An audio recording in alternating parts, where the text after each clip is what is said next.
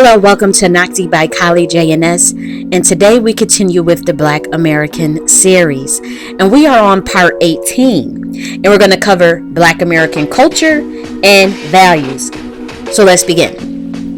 So the Black American engages in a variety of modalities to enjoy themselves, and that goes for me as well. So most of the things that I'm going to tell you about and talk to you about is from my experience as a Black American and the general narrative that I have gotten from my own people as far as living around them, talking with them. I mostly have Black American friends, just constantly being around them my whole life. I'm 28 years old, but I do have enough experience and logic to know, what are the general values and cultural aspects in Black American culture. So the first thing that we're going to discuss is the Juneteenth, which is what we all love. Now, I am going to be telling you about the Juneteenth from my city. Now, I have went on YouTube and looked at other Juneteenth celebrations across the country, and to be honest, they're pretty similar. And it's going to be from my perspective, things that I saw, things that I did, because I used to go to the Juneteenth every freaking year. So let's begin. So the Juneteenth is the commemoration of the end of slavery in the United States. So, every year in June, we meet up. Now, the Juneteenth is usually held at a historical landmark. That is usually like a Black American, like Martin Luther King or Malcolm X Boulevard, or something to do with, Black people. So in my city, it was always held at the Martin Luther King Park. This is a very huge park. It is a park in a Black American neighborhood. And that is where the Juneteenth was always held in my city. So ever since I was a young kid, I want to say since the age of 5, I was going every year all the way up until the age of 16, 17. I think maybe even longer than that. But I did stop for a couple of years because I left the city. Now, the Juneteenth always had vendors, live music, lots of grilling, and the purchasing of Black artwork, drums, jewelry, and all those things that are usually Black American. That is just to celebrate our roots, and a lot of Black Americans have not forgotten our roots, that we are of African ancestry. So in the Juneteenth, you'll see things like Black Americans playing the drums. You'll see African dance performances by Black Americans who went to African dance class. I went to African dance class and drum class as a kid, so I'm not just making this up because I did it myself. So you do the young Black kids, you do the African dance, and then the Juneteenth, you perform it. That's always how it goes. And then you spend the whole year, the kids learn the African drum. You spend the whole year after school learning it. Then the Juneteenth, you go on stage and you have your moment, So it's a pretty cool thing. And then also different performances. Usually Black Americans who are musicians, singers, they may not be well known, but they usually in their particular city, they known as being the shit, So they usually do covers of amazing R&B songs, usually old school stuff. A lot of Michael Jackson covers, a lot of Gladys Knight covers. All of the old school stuff is what you would hear. Then on one section of the Juneteenth, you would hear, more of the modern stuff that just comes on the radio. A lot of the radio stations come out. Black American radio stations will be there. And the foods that are there are another selling point of why Black Americans love to go to the Juneteenth. You go every year, you see everybody that you went to grammar school with, high school with, people you haven't seen in years, people who moved away from your neighborhood, and you usually get to see them at the Juneteenth. Now, the best thing that Black Americans like to get at the Juneteenth is fried dough. Fried dough is not something you get your hands on unless you're at an amusement park, some type of carnival, festival, and the Juneteenth. So Black Americans take that opportunity to get fried dough and fried Oreos. Another thing that was popular, I noticed, was Black Americans getting Italian sausages. Now, I don't know what that's about, but it used to be an Italian sausage stand every year. And it was Black Americans that were at the stand, because there was nobody but Black Americans there, and maybe a couple of Caribbeans and Africans come through. And Italian sausage stand will be popping. What else? Jamaicans used to have a Jamaican patty with the jerk chicken and curry chicken stand out there as well. That will always have a line around the block of Black Americans lined up for that food. So it's just a time to celebrate, a time to be amongst one another, dance, have good food, see performances, buy Black American artwork that has very much elements of African ancestry and just Black American artwork that is more modern. Also, there is a lot of selling of jewelry, beautiful beads, and even t-shirts, of course, t-shirts. So that's a good time. That it brings back a lot of memories because the Juneteenth was always fun. You always want to look your best, look cute and stuff. Put your outfit on and just go to the Juneteenth. And there are things, though, in certain cities, the Juneteenth started to become problematic because there was a lot of crime committed at these events. Gangs will come up and start fights. Now it will be like one or two big fights, and then the cops come, shut it down, and people keep going to the celebration. But that did start to put a damper on the celebration, and that was one of the reasons why I stopped going, because it was getting bad. The vendors started pulling out, and these were all Black people. This was organized by Black people, and just to see a couple of knuckleheads ruin the event for our community like that, that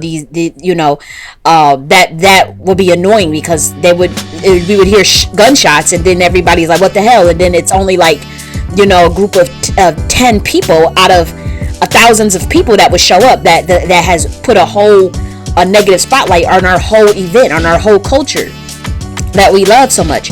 And the Juneteenth was not always like that, because you got to figure Juneteenth was celebrated for how many years? Hundreds. So it used to be a really good time. In the past, we used to do a lot of fish fries and stuff. So it was always an amazing time to be around each other. And it still is. Again, that's only in certain cities. You can go in certain cities and they don't play that we gonna try to fight and get back at the gang or whatever. They will not play that. But certain cities where it's smaller, it's more laxed as far as security, they would try to pull it. Now, once this started happening in my city, security got beefed up heavily, and I have not heard of any type of crimes and all this stuff for years, to be honest, because they really cleaned it up and wanted that Juneteenth to be for the kids and the old heads, and that's what it's always been. So if it's a couple of knucklehead niggas that want to come and destroy the event, then that's going to be a problem. So the Juneteenth is something that the Black American loves all across the country. This year, for some reason, Trump mentioned it, and it became more popular because white people were not going to the Juneteenth. And honestly, I don't think that their energy would be, I don't know. I feel like it would make the energy weird if they did start coming in mass, because it's really not an event for them. It's to end the year of slavery for the Black American. This has always been something that has been attended by Black people. So this year, I have heard that, white people planning in mass to go to the Juneteenth after Trump mentioned it, and it was all in the news and stuff. But it was kind of like awkward for the Black American, because the thing about us as Americans is we understand that there's completely two different cultures in this country. And y'all can deny it and say that, oh, yeah, y'all just Americans, y'all have no culture, Black American. It's just simply not true. We have been among each other for 500 years and 600 years around white people. So, of course, we definitely understand each other very well. We understand a lot of Western thought as a Black Americans, but we have created very much our own culture. So sometimes we get uncomfortable when the cultures clash, because Black Americans engage in things that white people not checking for, and vice versa. So that is the Juneteenth. So let's keep going. Another thing that Black Americans love to do is play with fireworks. My whole life, you see the kids, they will go and get some fireworks and them poppers, and fireworks was a big thing in Black American communities around 4th of July, New Year's, just for fun, to be honest, especially in the summer. So It is very annoying to hear that sound, but it's usually Black Americans playing with fireworks. You can hear the sparkles. You know how they sound on the ground and stuff. And it is a fun thing to do as kids. What we would do, they would sell them at the corner stores. We have the adult go take us to the corner store and get all the fireworks we can get. They will only let the little kids play with the poppers. And then they would set it, light it up for us and let us watch it. Now that happened all the time. I remember there were no holidays, and I did that a lot of times. And I'm speaking as a Black American, but I've also traveled to other cities. I've seen Black Americans do the exact same thing as far as the young kids. I've seen them play with those fireworks everywhere. It's just something in our culture that likes fireworks. And I have also lived in areas where there were white people, and around holidays I noticed they would do the fireworks around the holidays mostly, but just in the summer, let's play with fireworks. No, that's definitely something that Black Americans like to do for fun. Another thing that the Black American loves to do is have the barbecue in the family reunions. Barbecue at family reunions are very, very, very special to the Black American. Most of us have to travel down south or I remember I went to a family reunion in South Bend, Indiana. It was even though Indiana is not like the South, it was very country. And I remember relatives I did not really know. They were very, very country, and they loved fishing, and that they got the freshest fish out this water and cooked it for everybody at the family. All they did was fish all day, bring the fish back. I mean, it was so fresh. And they fried it right then and there at the family reunion for everybody. And as far as the Black Americans from the North, we was shocked, and we was so happy because we never had no fresh fish like that coming from New York and the North like that, Pennsylvania. We haven't seen like a lot of country stuff. So we always usually go down south for a family reunion, see people that we never saw before. Family reunions are the shit because we're family. Americans are family oriented, but once you grow up, you kind of just kind of go your own way, and it's not uncommon to not speak to cousins for years at a time, see them and not see them for years. So family reunions is usually that space where you just get to commemorate, where you just get to celebrate one another and meet relatives. So at these barbecues, of course, ribs, hot dogs, hamburgers are given. The kids get to play all day. There's usually some type of dance contest, electric slide. Remember the what's that? Where they one step, one time, one foot right stomp, and all that stuff. I forgot the name of that song. It was so popular, and every Black American knows that song. What is that? Cha-cha slide. There you go. Cha-cha slide. Cha-cha slide is a staple. You cannot go to any family reunion without doing the cha-cha slide. Electric slide, believe it or not, is a little too old school. We still do it, but it's a little old school. You gotta have that cha-cha slide in there. And I've been doing the cha-cha slide since I was a little kid. I used to watch all the adults do it, and they made us get up and do it. And we did it literally over and over again as a kid. I remember I was getting my hair done by some family members, and the song came on, and somebody had this song for some reason, and I remember we were able to rewind it and keep playing it over and over again. So I'm waiting to get my hair done, and the adults kept making us do the cha-cha slide over and over again. And I'm thinking, like, I got half of my hair braided up, and I gotta do this cha-cha slide over and over again. But it was fun as hell. But I just remember the adults was like, let's do it again. That was fun. And I remember them rewinding some type of tape or doing something where they rewind it and play it again. So I'm talking a lot from experience, but I know for a fact that this is something that Black Americans do.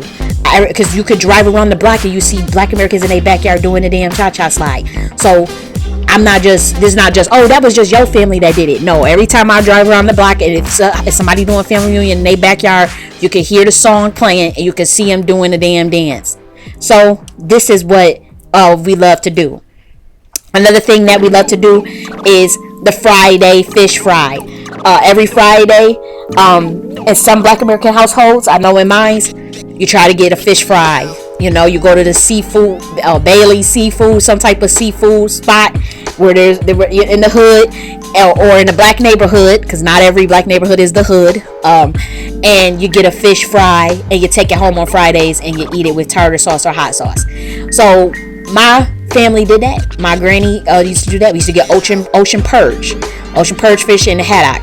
So that is also a big thing in our culture. Another thing that we love to do is card games. Now, spades is number one for the Black American. Black American is very serious about spades. They holler and they cussing. They got the papers, they got the notebooks out to write and track the score. Music is playing. But spades is very, very, very big, and it is one of the staples of Black American culture. Don't even try to get your ass in the game if you don't know how to play. You have to pick a good partner. You know, it's an amazing game. I've seen it played by other black people. I sit in the background and I watch, and I just, chill, and I let them act a fool and play them spades.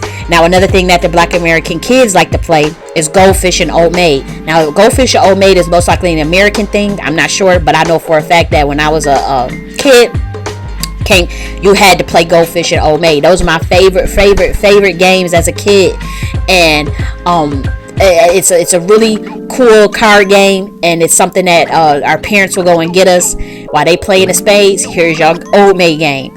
Eat your pizza and be quiet, sit in the other room and stay in a child's place. But when I was a kid, even though stay in a child's place was like a thing where you don't just, you don't interrupt the adults. You say, excuse me, may I please? You have to say, may I, if you ask an adult while they playing spades, if you need something. We were treated good as kids. We would always get some type of snack, put us in a separate room, give us a juice drink, and play Old Maid, play spades, watch a movie, but don't be doing no crazy shit. So that was the tradition of the spades. And now I'm going to tell you about the Black American foods that we love to eat. So during our plight here in America, Black Americans do gravitate towards certain food from our past. And I'm just going to be frank, as many of you know, when Black Americans were enslaved, they would get the scraps of white people, of their food, or the parts that they did not want. So that was always parts of the pig that they did not eat. And what we did was start to make our own preparations with that food. We started to implement herbs, implement greens, implement starches, and creating our own dish that started to become very popular. Like when you say Southern food, oh, let's get some Southern food. That's actually not Southern food. That is Black American food that went mainstream, technically. So like, for instance, you see something like mac and cheese and all that, or and fried okra. That is Black American cuisine that just became really popular in America. So it's just like, anytime it gets popular, it started saying, oh, this is soul food. Oh, let's just change it to Southern food and get Paula Deen or somebody up there, and to sell it. But so even though like when we were getting those foods that were not so nutritious for us, we would turn it into something very good, steam it, roast it, slow cook it, and enjoy it. And even if these things weren't the most healthiest, Black Americans, as my ancestors, when they were slaves, they had no choice but to eat that stuff, and they were very much intelligent and knew about the herbs, so they would make sure you have some greens, make sure you have herbs and everything. So let's talk about some of the dishes that the Black American really loves today that stems from slavery, and I'm going to mention some of the foods that were popular, but are now becoming more unpopular because of they're unhealthy and they're not prepared the same ways that our ancestors prepared them. So the first thing that the Black American loves is yams, candy yams, yams of any kind, including sweet potato fries. So candy yams is a staple in Black American culture. You cannot have any holiday meal without, there's usually some candy yams going around. These candy yams have molasses in them. They have a brown sugar. Sometimes they put a marshmallow on them, and graham cracker. So the yams are really big. They taste really good. Pretty much all of America is eating candy yams now, but the yams were definitely Black American, because remember, Black Americans were only people that would get blackstrap molasses, and the fact that candy yams require brown sugar and blackstrap. That's what was given to the slaves, because anything that was brown was considered like dirty, even though it was actually healthier than refined sugar. We would get they would give us the blackstrap molasses, and then white people found out that blackstrap molasses was actually keeping us healthier, giving us magnesium, phosphorus, potassium, tons of potassium, regulating blood sugar and blood pressure, as well as giving us plenty of minerals. So once they realized that, they saw like black Americans like putting molasses like on wounds, taking it every day just straight, as a medicine. That's when they started to like, oh, blackstrap molasses is healthy, and then they started jumping on it. But that was always a black American thing. A lot of people don't know that. So next we have collard greens of any kind. Collard greens are big in black American culture. I grew up eating collard greens so much that is actually one of my favorites. And collard greens, they usually put them on the stove, you slow cook them. Unfortunately, we do overcook it sometimes, and we usually put some type of meat in it, some type of smoked meat. Usually it's smoked neck bone, smoked turkey tail, smoked turkey neck. What else? Bacon. You can, if you don't have smoked neck bone, usually have to go with bacon or fat back. All of this was to add flavor to the collard greens, to give it salt. It usually has to be smoked, and maybe you cut up a tomato, put it in there, or onion. So the black American loves collard greens. I will say today that the black American millennials are not putting so much smoked meats in the collards. We're actually putting jalapenos and ginger, like literally sliced ginger, sliced garlic, sliced jalapenos in our collard greens. And the elders are looking at us like, that ain't no damn collard green, because there's no more meat in it. Like with me, I prepare collard greens sometimes with the meat, but I started putting jalapeno peppers in it. Started making basically like a gomen type of gomen is an Ethiopian collard green preparation. So a lot of black Americans are more like sauteing the greens, making sure they're not overcooked, and they're putting a ghee on them, which is like a butter. Putting it with the butter and jalapeno, onion, ginger, cardamom, cumin, just right all up in there. Like literally the seeds, you could see the garlic pieces, the onion piece, you could see all of it, and it is delicious, guys. So the black American is preparing their dishes more like that now, as far as the younger generation, and they may put a turkey neck in there or something like that, but for the most part they're liking it now more styled after Ethiopians. And even I believe I forgot, there's a group of collard greens is popular in Africa too, believe it or not, and in Jamaica. So collard greens is just something that is really good for black people, period. And they're very nutritious. They have so much vitamin A, vitamin K and stuff, and it tastes really delicious when you prepare them right.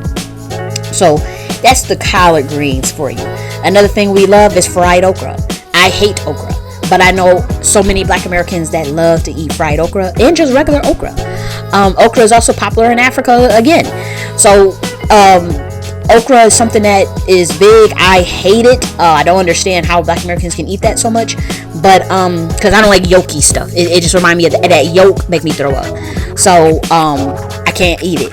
But black Americans love okra, and the elders, they really love fried okra. So again, we're starting to become more aware of, like, okay, we want to be healthier, so we're not like frying the okra as much. But I do know that black Americans are still eating that bad boy. Another thing is sweet potato pie. There are sweet potato pie contests. Everybody knows somebody in their family that goes sweet potato pie, even if you buy the box one. Sara Lee. You gotta have some type of sweet potato pie. I remember one time I had like a damn near nervous breakdown as a kid because we couldn't find no sweet potato pie. Even if you gotta go to multiple stores, because sweet potato pie, black people love sweet potato pie, but so do everybody else. Now white people used to always get the pumpkin pie. I don't know what happened. Like literally, my whole life you was able to find sweet potato pie at any time, like literally, and pumpkin pie was very popular amongst white people. I don't know when they started really getting so big with the sweet potato pie thing. They might have always been, but I just know it used to be so easy to find, just stacks of sweet potato pie in a grocery store. And I would say after 2012 or something happened, but like it would be so hard to find it. You have to go to multiple stores around Christmas time, around Thanksgiving. It was never like that as a kid. It was never like that when I was younger. So I don't know what happened, but I guess everybody started liking it or something. Especially with the Patti LaBelle. When I think, you know what? Maybe it was when Patti LaBelle came out with hers, and then everybody was like, "Ooh, sweet potato pie must be good." And now you can only see pumpkin pie back on the shelves. I'm like, what the hell? So we love sweet potato pie. It is so tasty, and a lot of people make it from scratch. It's best to make it from scratch, but the younger generation, unfortunately, does not know how to make sweet potato pie from scratch. So they are left with going to get the Patti LaBelle. Thank God for Patti LaBelle, and they're going to get a damn Sara Lee. So let's talk about other things. Apple pie, that's clearly just American dish. That is just something that all Americans love. But apple pie is a big in Black American households. Usually around Christmas and Thanksgiving is the only time that you eat it, because apple pie is unhealthy. You know, it has lots of sugar in it, and most of the adults in our family did not want to eat all that sugar. So you only get apple pie about twice out the year, unless you're sneaking and buy a slice or something at the store. Another thing that is popular is chicken of all preparations.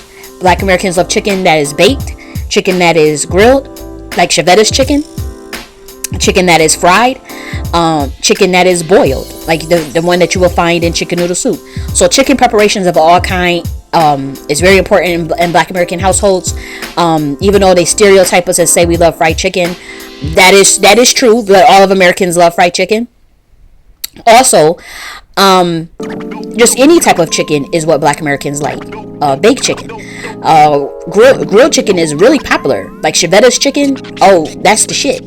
So chicken of all kind, and again, Black Americans are moving away, being more plant-based. There are Black Americans that do not eat chicken at all. And then there are Black Americans that won't eat fried chicken because they don't want it fried. So it depends, but I just know growing up, and even now, and just watching Black Americans, I could say unequivocally that chicken is very important in the household. Growing up, there was lots of chicken. I'm not going to lie, there was chicken damn near almost every day. So of all kinds. So it is what it is. Another thing that is popular is grits for breakfast, grits for brunch. Grits was given to slaves, and grits is still popular among Black Americans. That's not something that we have given up, because grits are good, and corn is not something that is the healthiest, but grits are still pretty popular in Black American culture. Mac and cheese, of course, as American dish. Black Americans love mac and cheese. They're very picky about it. They have a certain type of preparation. Every Black American family swears up and down that they make the best mac and cheese. So everybody say, "Oh, I make the best mac and cheese. I make the best mac and cheese. I make it. You don't make it like you ain't never had it until you had mine."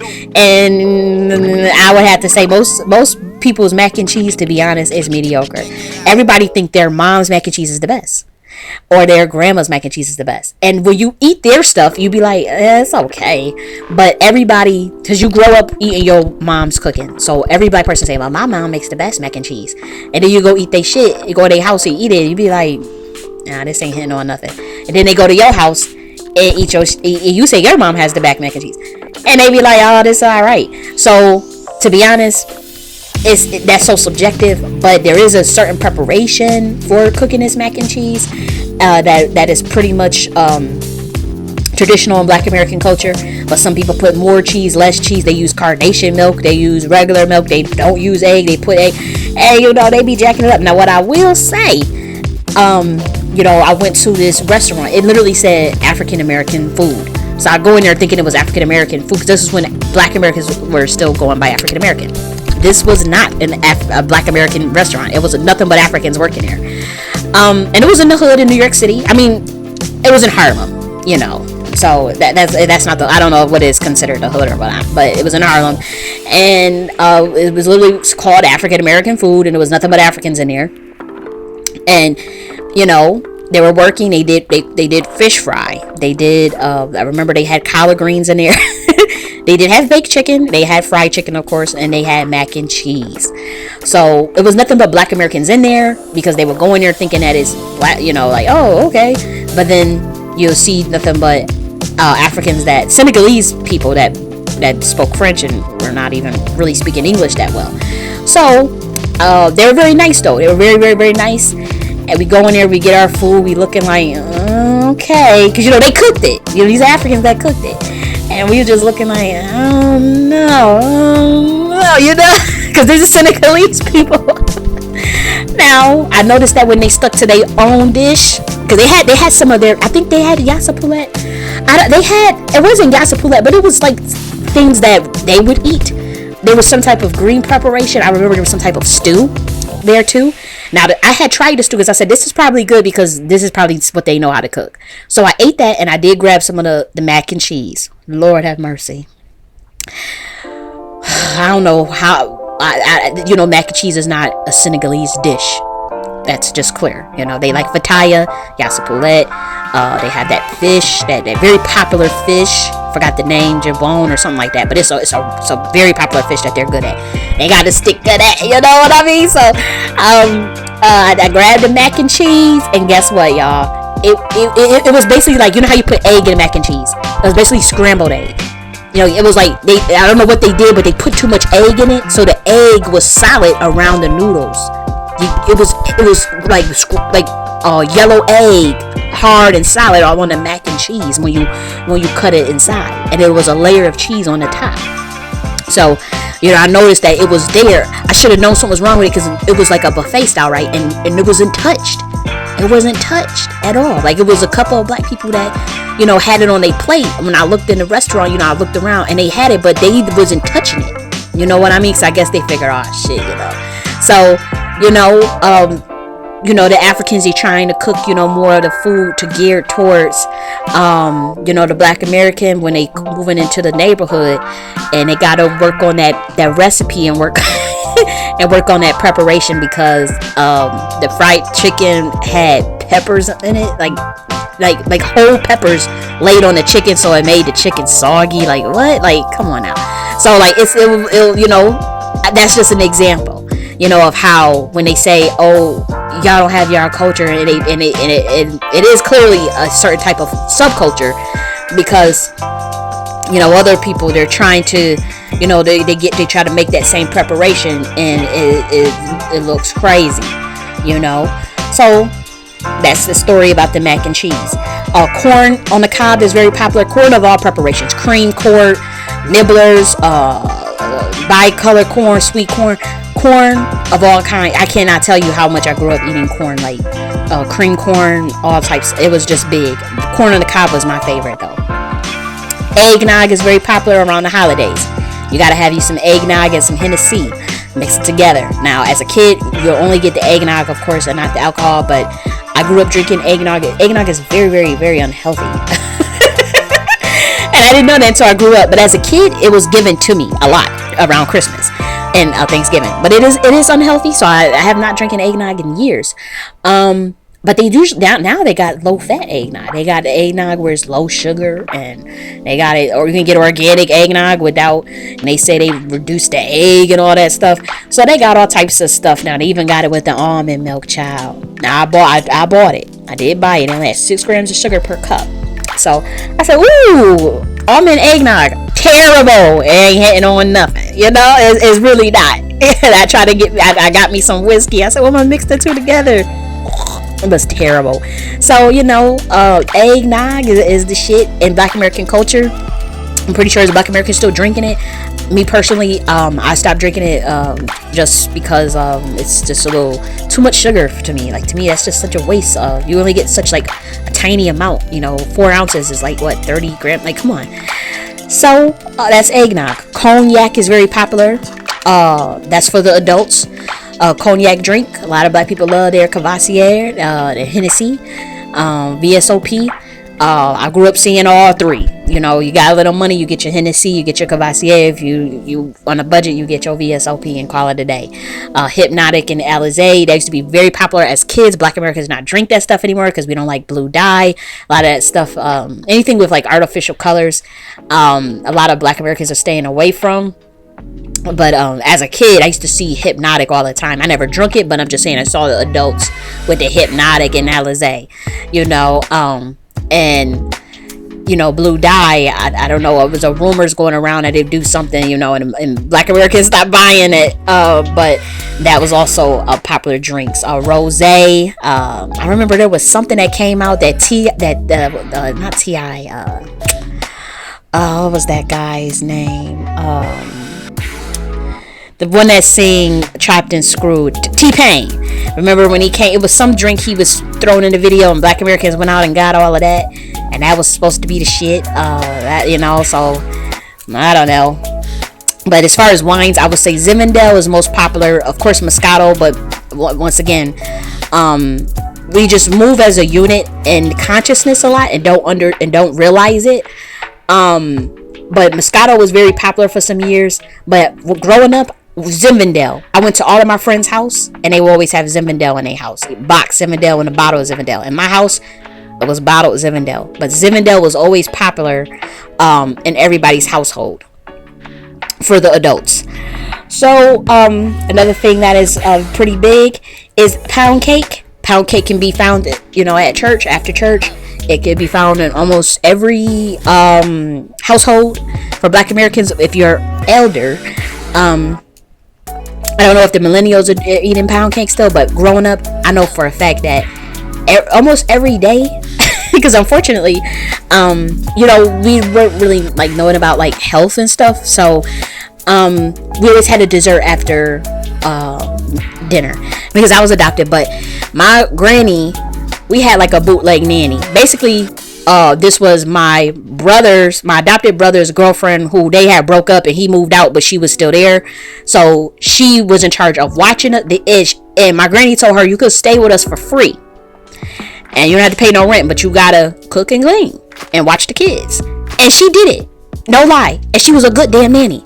And we didn't really, you know, growing up, she acted as the role of a nanny. Wash us up. Tell us, you know, get ready for school.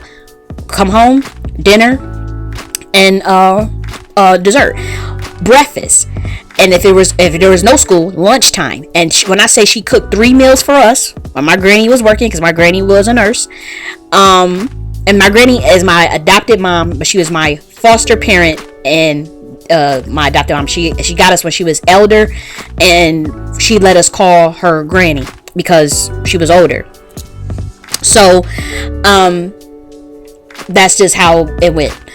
And when she was working, we had this nanny. When she cooked those meals were not the healthiest.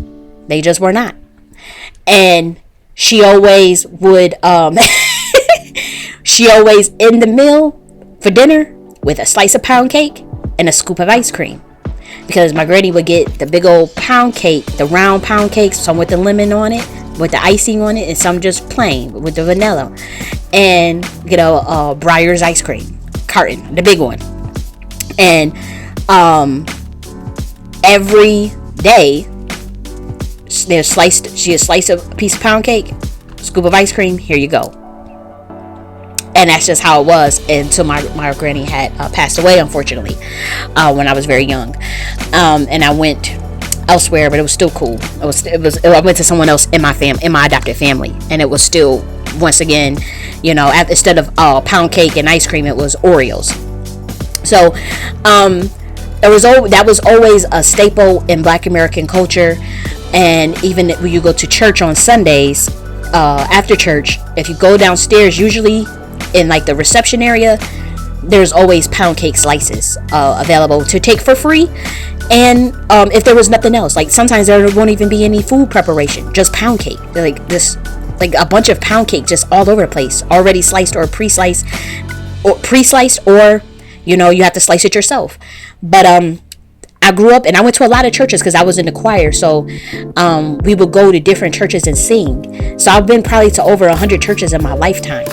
or even more. And when I say that every Black American church, you go downstairs and there's some type of pound cake preparations going on. So pound cake was very important, not only just in the church, but just in the home. I went to my friend's house, but my thing is, now Black Americans are not eating pound cake every day. Like my house, that was very much unique to have a slice of pound cake every day, at least from what I understand. That was just something that we did. Just, it's dessert time, here you go, here's your slice of pound cake, and here's your one scoop of ice cream to eat with your pound cake. But I will say that there was some Black Americans that was a lot more health conscious and they were not eating pound cake every day. They usually just left it to Sunday to eat their pound cake. So that's a big thing. So kids are given these foods. They're given a smaller amount, obviously. So now I want to talk about some of the specialty things that we'll have at certain events, and that's usually crab legs, cheesecake, and grilled steak. So crab legs is a big, again, you do it every once in a while because crab legs can be expensive. And then cheesecake is usually left for the adults. At gatherings, you get the 24 slice pan of cheesecake, and usually they give the kids a tiny slither and keep the rest for the adults, or kids get pound cake.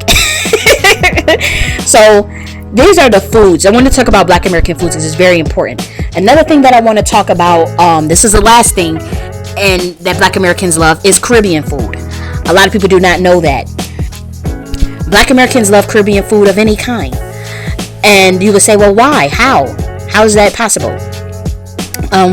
Well, Caribbeans were allowed in the country a little bit sooner than Africans, and they did move directly into our neighborhoods. So we got introduced that way, but there's another way that is not so common that a lot of people don't know about. I don't know if you guys know this, but like in the 1800s, say in South Carolina or in different parts in the South where there were slaves, if a slave acted up really bad, that Black American would get shipped off to Jamaica. And because Jamaica's slavery, believe it or not, was very, very cruel. Now in Charleston, South Carolina, and obviously Mississippi, slavery was really bad, but Charleston, South Carolina, was also the cruelest in the country. So if you acted up, you go to Charleston, South Carolina. If you acted up in Charleston, South Carolina, because that day was cruel, ship your ass off to Jamaica, because and this is why Jamaicans, they call Jamaicans homophobic, but they're not homophobic. But this is what happened to when you go step on that land, you get buck broken. That means because usually it was the men acting up, they running away, they acting a fool, they trying to kill the masters, whatever, ship them off to Jamaica. And when they get on that land, they get buck broken, which means sodomized.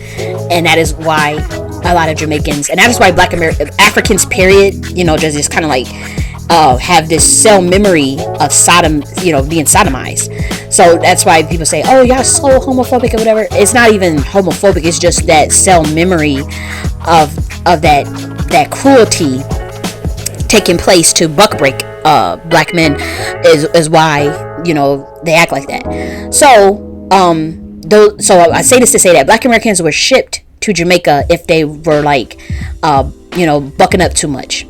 They get buck broken there, and they would, I forgot what kind of was it sugar cane? It was something that the Jamaicans were doing, but they would basically go to be in Jamaica for generations now.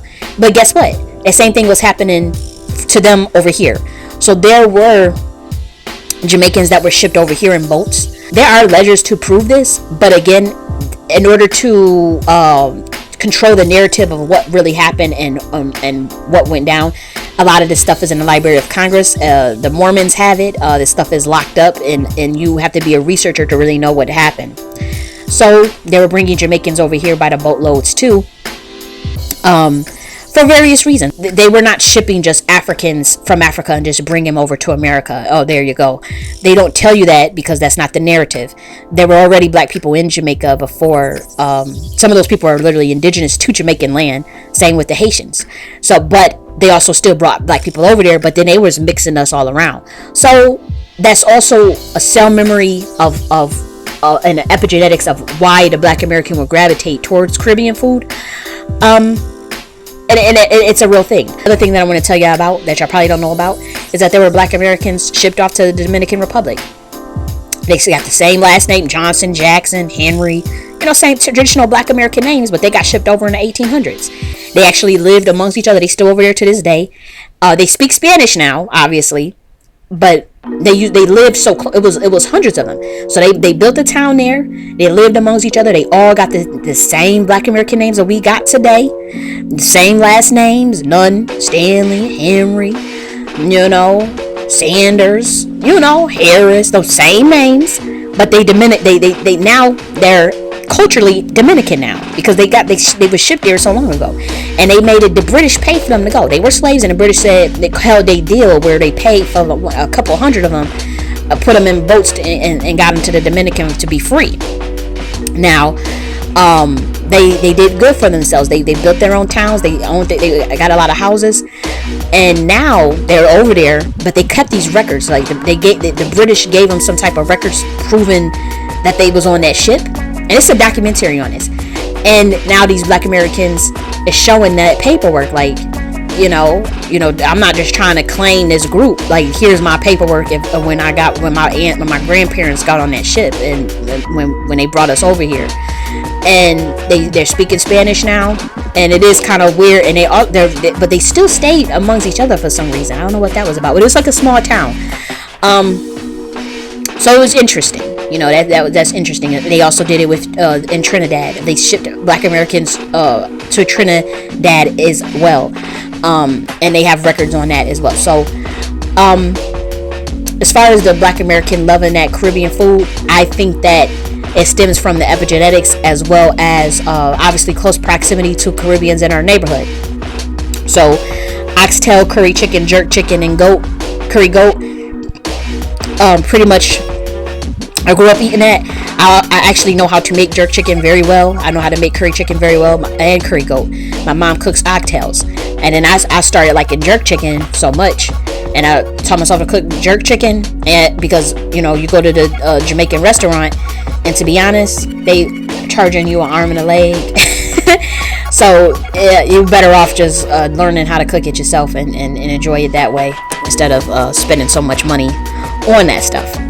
So now we want to talk about the Black American values.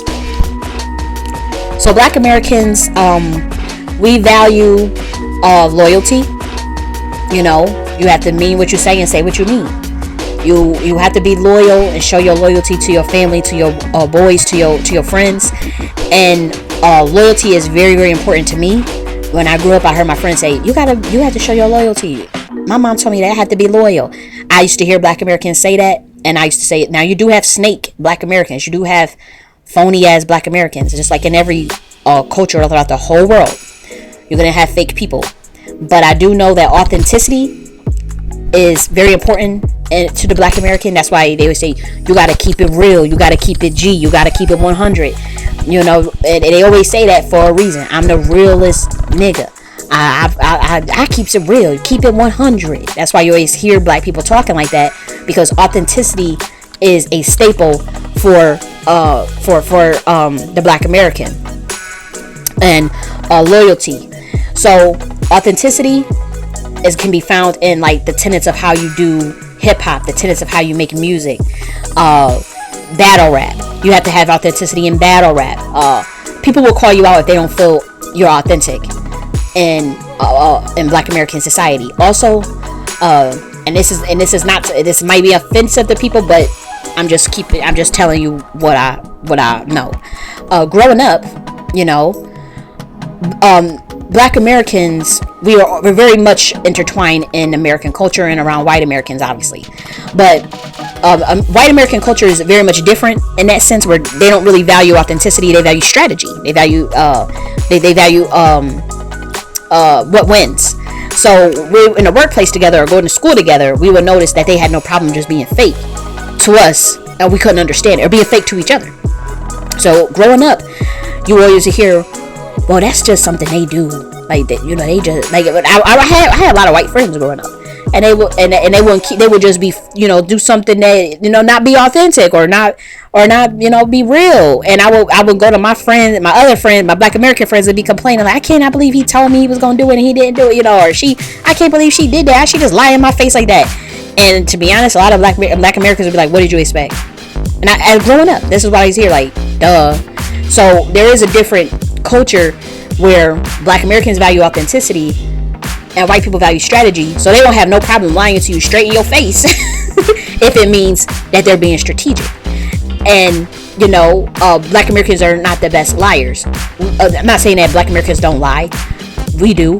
What I'm saying is, just through the cultural thing, you have to be honest and you want to be authentic as possible. So that's something that the Black American values. Another thing that the Black American values is emotions, emotional expression through your heart. So to me, I find I'm very, very much emotional, but I do have a very logical, analytical mind. But I will say, culturally, my people are extremely emotional, and it is starting to become a problem, because you do have to have your heart and mind in balance. So I noticed that Black Americans, they do wear their heart on their sleeve, the men and the women, and we have no problem expressing our heart and our feelings, at least to one another, or to people we feel we can be vulnerable with, even if it's not the broader society. But emotions is okay. Even raising my kids in my family, I don't have kids, but I help raise other kids. I like to teach kids. I like giving them curriculums and stuff. They were always taught to express your emotions, express your soul, and express your feelings. Don't hold it in, even if it was boys or girls. So there would be times where I talk with a kid, a Black boy, and they got something on their mind, and they wouldn't cry to their mom, but they would cry to me, because I emphasize emotions. They will cry to their mom sometimes too. Now, crying, that's another thing. I will say that Black Americans I would say that Black Americans don't emphasize crying, but emotions is okay. Crying is different though. So crying, you want to cry by yourself. Me personally, in my household, I don't care about crying. Like, you can cry as much as you want, within reason. Like, be reasonable, and check your emotions. Try to be logical. But if you're crying is fine to me. I rarely cry. But when I do, that's how you know it's something severely wrong, because I normally bottle up crying, and that's something that the Black Americans do have to work on, is to cry as much as you want to, because we're holding a lot of tears in and we're expressing just raw emotion with no tears. And you're gonna feel better if you let the tears flow with those emotions. And crying and emotions are two different things. So emotions are pretty big. Music is big in the Black American culture. We value music. Now, obviously, in that last video, I proved that. I showed you all the genres. I showed you all of the music and all of the artists. That's something that's big in Black American culture. Another thing that we value is a great appearance. Black Americans, you have to wash your ass. You have to brush your teeth. You have to get the crust out your eyes. That is something that all Black Americans are taught.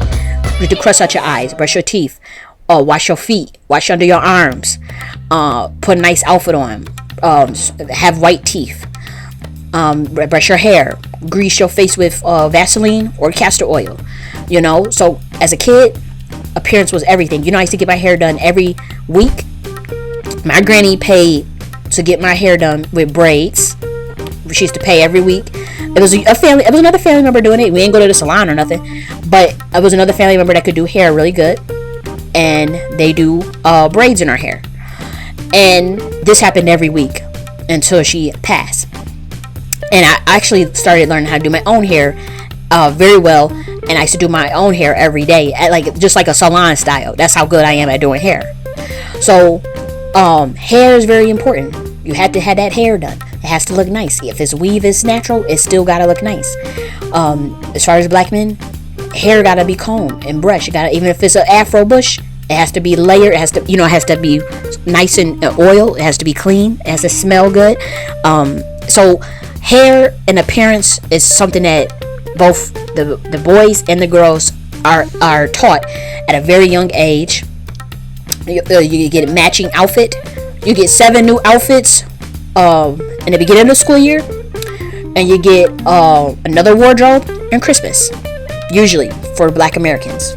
And then you get to go shopping again in the summer, and that's pretty much how you get your clothes. Easter, you get a nice outfit just for Easter. Every year you get an Easter outfit, and you get your hair done and you go to church. Now I don't do that now, but I'm just saying how I grew up every year, and knowing all my Black American friends, this is all what we did. You get your Easter outfit, and you get your hair done, you go to church, and that's it. And do you wear that Easter outfit to school usually, if unless it's like some type of real fancy dress. But this was a big thing, and I will never forget, you hear someone say, your grandma or your grandpa say, I smell feet and ass. That means that if someone say I smell feet and ass, that means that someone smells and they need to go immediately wash up, and you need to identify who it is, because it's usually a bunch of kids, and somebody did not wash their feet, somebody did not wash their ass good, or someone did not put enough deodorant on. And deodorant and all these things are big. Like I've been around other cultures and they don't care about deodorant, and they will be musty, and musty is not a bad thing in that culture. Where in Black American culture, that will get your ass slapped up, straight up. That will get everybody looking at you like you crazy. That will get people pulling you to the side. And I have done this, and I have seen other family members do it. This will get people pulling you to the side, giving you a bar of soap and a washcloth very nicely. Nobody would know. They will pull you literally and say, go wash them armpits. And it don't matter. Usually a younger kid. You don't do that to an adult, because then you don't want to offend them. But if it's a kid running around musty and you smell them, you're going to pull that kid to the side where nobody is listening and watching. Washcloth and soap, bar soap, and you go tell them to go wash them armpits. Go in that bathroom, and they go in that bathroom. You can hear the water running. They wash them armpits. They come out, and you put deodorant on them, and they go running around again. That happens all the time in Black American culture. I've seen it at various family reunions. I've seen it at various parties. I've done it to kids myself. Has it happened to me? It has not happened to me as a kid, but I remember like somebody was musty, and we all had to line up. All the kids had to line up and put our armpits up, and the adults was smelling our arms to identify who was musty.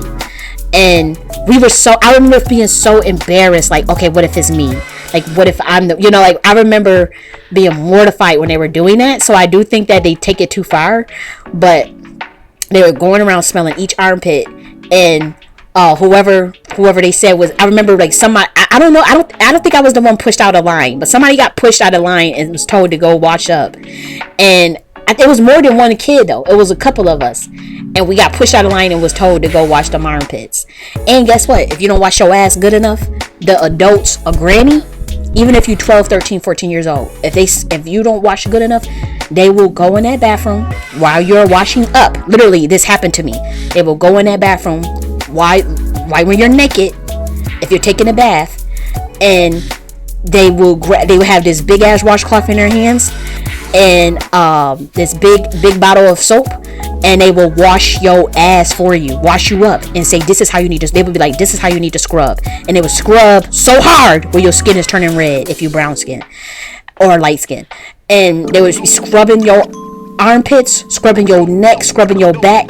They would say, give me your foot. Scrubbing your, mind you, you're 13, 14 years old. That's old as hell. And like, you used to be so embarrassed.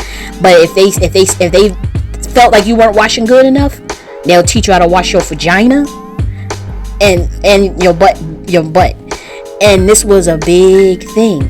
The oldest I watched a kid was, I want to say 7, 8 or 7 or 8 or 9. And that's the oldest I had to wash a kid. But washing the kid is very important. You want to teach them how to wash up properly, how to get every crevice clean. So all Black Americans, they get washed up at very old ages by their grandma if they're not doing it right. If you do it right, if you scrub and suds, like it was so crazy, right? One of the family members, he's a kid in my family. He knew that it will make us happy for him to scrub his body, because he was not allowed to close the door when he's washing up, because he's a kid, he's a baby, and you don't want no accidents to happen in the tub or nothing. So you leave the door open so we can see, And when I tell you that this boy, he wanted us to see all that suds and soap all over him. Like when I say we ain't never seen that much soap, like you can't outwash this kid. This kid will be soaked up. He would he be showing us scrubbing them armpits. He'd be like, I'm scrubbing them, I'm scrubbing them, I'm scrubbing.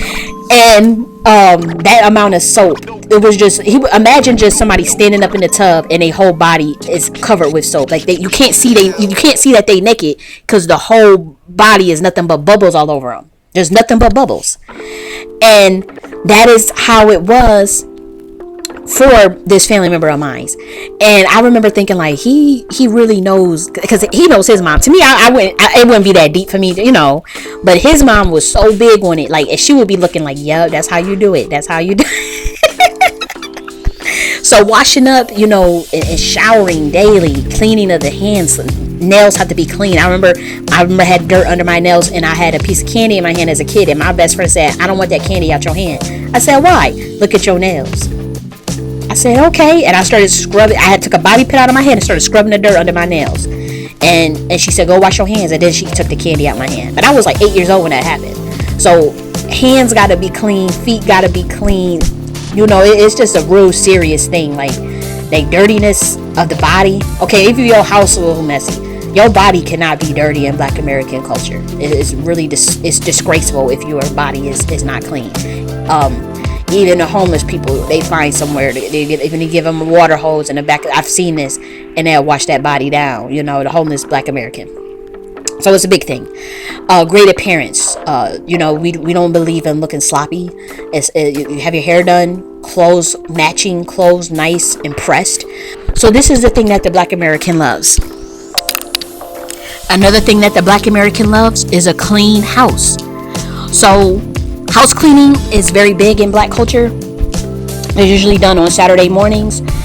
Sunday, not really, but I remember in my household, Saturday morning, music is blasting. You get your ass up out that bed. Your mom is usually, or your granny, or whoever is raising you, is usually playing real loud music on Saturday morning. It's usually some type of gospel music or some type of old school music. That means you got to get up out the bed and help clean or get out the way. Because some Black women's, they don't trust the kids cleaning, so they tell your ass to go play outside. They be like, I'm cleaning, go play outside. If they know you can't clean. But if they find out you got a skill for cleaning, or you old enough, or your ass gonna be helping cleaning too. So clean house is big. It's a huge thing. And I had to do chores. Black Americans, you had to do chores. You get $5 a week if you're a baby. If you're older, you get $20 if you age 12 or something, every week or whatever. And you clean on Fridays, so you can have the whole day on Saturday after school. This is how it was in my household. Either you do your chores on Friday so that you can do whatever you want, or you get up Saturday morning and do your chores. So to me, if I would do my chores on Friday and have the rest of the day, be able to go to my friend's house, be able to go to the Delaware Park, be able to do whatever I wanted to do on Saturdays. And that's just how it was. In some households, if you don't do your chores on Friday, you don't get your meal. You will get your meal after you do your chores on Friday. And that's just something that in Black American culture that is pretty common. I have friends that had to do chores every day, so I got lucky. I only had to do them once a week, but I have friends that had to vacuum every day, and I just like, damn, like, oh, I gotta vacuum. My mom's make me vacuum every day. I'm like, dang. Or they gotta do dishes every day. That was another thing. You gotta do dishes every day. So I got lucky once a week. We did have to do dishes, but with me, I was raised. It was a big household, so dishes was fun. Because it was 4 of us. We were all around the same age, so how was that boring if you got each other, to entertain and talk shit while y'all, so it was never a big deal. The only thing that was annoying was chores, because you did have to do your chores by yourself. Everybody would pick a room to do, bathroom, you had stairs, you had kitchen and living room. So you pick one thing and you do it. And that's how it was. And we would rotate every week. My favorite thing to do, what I would say was the easiest, was probably the hallway and stairs. I would say that maybe that I think that's what I used to like to do the best, and clean the bathroom. But I wasn't my sister was the best at cleaning the bathroom, to be honest. So another thing that Black Americans love is great home decor. No matter what income bracket that you are at, you must have great home decor. Things must match in your house and look fancy. Black Americans are very gaudy people, so they have very fancy trinkets in their house, even if they don't cost a lot. Things that like a lot of gold trinkets and the vestibule and the dining room. Things that you cannot sit on or touch in their house. Plastic furniture, plastic on the furniture was very common, and Black Americans will buy furniture sets that you cannot sit on, and it will be in a separate room, and no one's allowed to go in there except for on the holidays. That was like that in my household. We had a special room with very nice furniture that was a lot more expensive than the everyday furniture. Very nice dining table. And no one can sit in there. No one can go in there. Not even the cats. Like, no one is allowed in there except for on Christmas and Thanksgiving and New Year's. And then you could sit on there, but then you gotta wash up. You gotta be clean. You can't eat on there. So, great home decor is very, very important. You have no idea, like, how serious this is with stuff matching and with shit looking expensive, even if it's not. Like, you'll see some of the most gaudy things in our homes that don't cost much. You got it usually from Walmart, Target, Big Lots, TJ Maxx, all those fancy stuff that be looking like crystals and gold and hanging shingles and all that stuff. That's a big deal. Comforters, like Black Americans, if you notice, we use the same comforter. There was this post that went viral because it was like, how many Black people had this in their home, and it was like this cover, and it was so crazy how everybody had a picture of it. Like, everybody was like, yo, how do we all got the same cover, and why did we buy the same thing? And it's the same thing, like, even with the couch, or the same light. Like, it's a certain light that's a curvature light that got like 5 light bulbs on it, and why every Black person had that damn light in their house. Like, it was so weird and creepy how we all bought that same light. And it was a beautiful light too, and you would think like, oh, is that just an American thing? It was not the same. Like I remember when those posts was going viral, and it was like people like, why did y'all buy that? Because we're both Americans, but it's like they don't know nothing about that comforter, they don't know nothing about that light, and they was just looking like, what the hell? That's definitely some Black American shit, because everybody had that light. You know that it's a curved light. And then that comforter. So this is a big damn deal with home decor, and that's what we love. You have to have a matching bed set. Your TV has to be nice. No matter what size, TV has to look functioning. All Americans love TVs. So you get the biggest TV that you can find. I've seen an 80-inch TV, 60-inch TVs in Black people's house, no matter the income. Again, even if you go to the projects, you see niggas in there with these huge 60-inch TVs in the bedroom and stuff. I don't know how they get it. That ain't none of my business. But Black Americans, they're going to get them a nice TV. They're going to have them nice decor, no matter the income bracket. It don't even matter if they on Section 8. They're going to have a nice decor, unless they just a hood rat or just a dusty bum. But they're going to have they're going to have a nice, clean house. So that is the things that we like. Those are the things that we value. The Black American, these are staples. Many of the things that I say is going to resonate with most Black people. Again, Black Americans.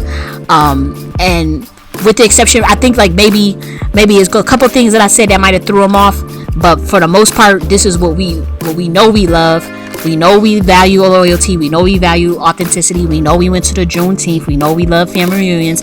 We know we love certain types of food. We love great appearance. We love music. So we know these things that I'm saying is true. And this is a part of more of the sociological aspect of what we wanted to cover with the Black American. So this is not so much the history, but the more social dynamics and values and cultural elements that the Black American likes to engage in, and it was important to cover that as well as the history. So if you remember, we went through so much history since 1451, and now we're into more of the sociological aspects of our identity. So this is our identity, this is our culture, and it just is what it is. So either you have that 600 year lineage, with that same admixture, with that same historical lineage. That's very important to understand. Historical lineage. Either you have that in your background, or you don't. And if you do not have that in your background, then you are not a Black American, and you are not a part of that of ethnicity and those various subgroups that are within our ethnicity, such as the Geechee and the Creole, and even the splinter groups that are identifying themselves, such as OBA, Indigenous Black American, FBA, and ADOS. So those are the actual identifiers, but it's still under the umbrella of being a Black American, and it is still tying back to that history that we know of, which is the 600-year lineage, as well as Indigenous lineage and British lineage, due to the slavery Holocaust that happened against the Indigenous Black American. So stay tuned. We got two more that we're gonna cover, and they're gonna be quite controversial, but it is what it is. The next one is going to be, what does a Black American look like? And we're going to go through our phenotypes, features, and we're going to compare them. We're going to compare them to the other African diaspora. Not doing this is better features and all. Hell no. We're not doing that. We're just being able. The goal of this is to teach you how to identify your own people.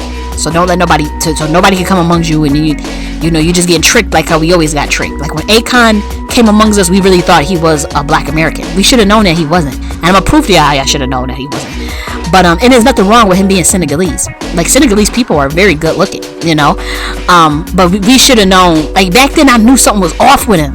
I knew, not that nothing was wrong with him, but I just knew I just said something's off. Like, he's singing "Locked Up, Won't Let Me Out." That's like the voice and the energy in the video. Like, I just was like, that's an odd Black man.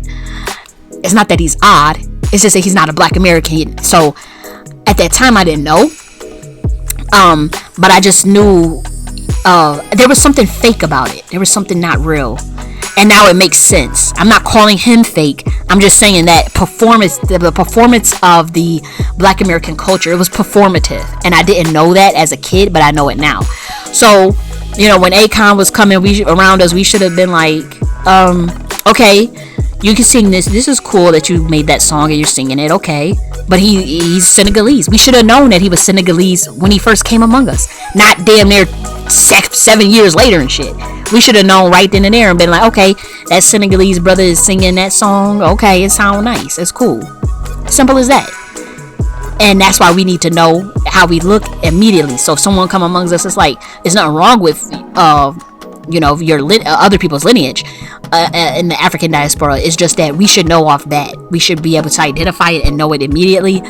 And that's what the next video is going to teach you. In part 19, we going in, we showing. I'm going to show you how the Gullah tribe, how the Gullahs look, how the Geechees, the Creoles, how they look, how the average Black American. We gonna go dissecting features and everything, and not in no degrading way to other people, because part of having real confidence is when you can stand on your own without trying to tear other people down or take away from other people. So Black Americans, we're not going to be trying to take away from other groups as far as like, how they look or nothing. It's just going to be a simple, do you see the triangle nose versus bulb nose? Do you see more of a chinky slanty eye versus a different, a high cheekbone versus, come on. I mean, it's common sense things that we should know. If you've been here for 1,000 years and some of you have different, the Black American has a different admixture than say the Jamaicans, you're going to be able to tell the difference. Same, especially with like certain groups like the Senegalese, who are traditionally much darker, one of the darkest in Africa. Second, I want to say second to the Sudanese, and I know the people from Gabon tend to be pretty dark skinned too. So we're gonna see all these things and know our phenotype without degrading Black features of any kind. Any skin tones of any kind. So that's what it's going to be about. So a lot of people are going to take it a certain way because they're going to project insecurity onto us. And a lot of Black people, they do the bleaching and they don't feel comfortable in their natural skin tones. So there's going to be a lot of People that say, well, I don't see the point of making. Oh, it's definitely a point, because y'all coming among us and acting like Black Americans while disrespecting us, not liking us, and undermining us, working behind the scenes to further bury us. So we need to know who's among us at all times. And if you're cool and you're genuine, then that's great. You're not gonna have any problems if you being a genuine nigga. Okay? So I'm gonna talk to y'all later. Bye.